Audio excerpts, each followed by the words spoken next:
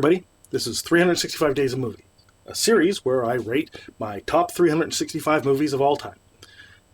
So, I'm going to release one video a day in which I talk about a movie on the list, and 1 year later we'll have an entire list that goes from 365 down to 1.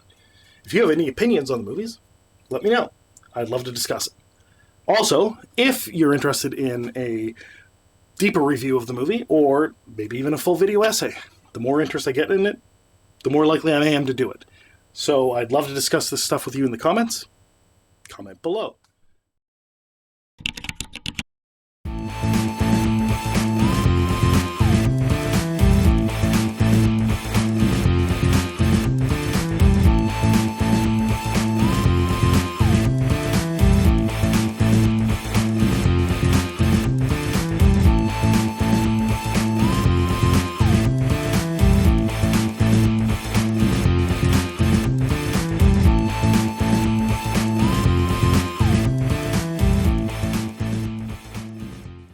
Number 217, For Your Eyes Only, rated 7.84. Came out in 1981, directed by John Glen, starring Roger Moore, Carole Bouquet, Chaim Topol, Lynn-Holly Johnson, and Julian Glover.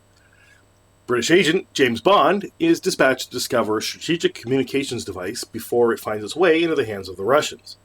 When the secret device that controls Britain's Polaris submarines goes missing after the spy ship carrying it sinks, 007 joins forces with a vengeful woman and a wealthy hero of the Greek resistance movement to find the equipment.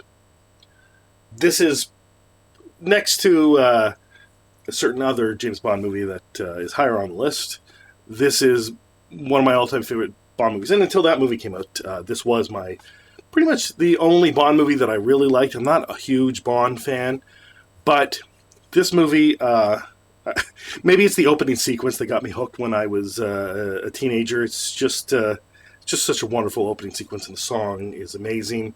I remember doing an exam in high school and hearing this through the walls, and then I quickly went through the exam because it just sort of inspired me.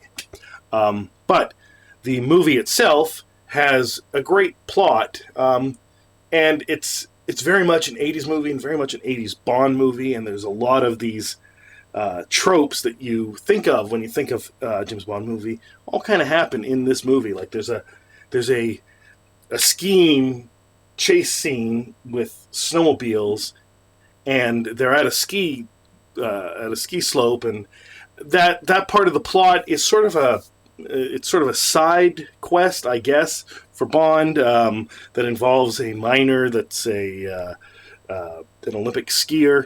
But then the villains show up near the end. It's not necessary to the movie, but it makes the movie an 80s movie because it involves the ski slope. However, the actual plot of the Greek resistance movement is interesting because not many people are making movies that involve the Greek resistance movement. And of course, the missing device is your typical James Bond movie, especially moving into the 80s and 90s and the Cold War shifting into this now tit for tat, stealing each other's technology, that kind of thing. So I definitely recommend this James Bond movie. Hey everybody, this has been 365 Days of Movies. We're going to keep plowing ahead. So let me know what you think of this movie, and if you want to discuss it further, comment below. If I get a lot of interest, I may very well make a full review of the movie, maybe even a video essay. So let me know what you think, and let's get to the next one.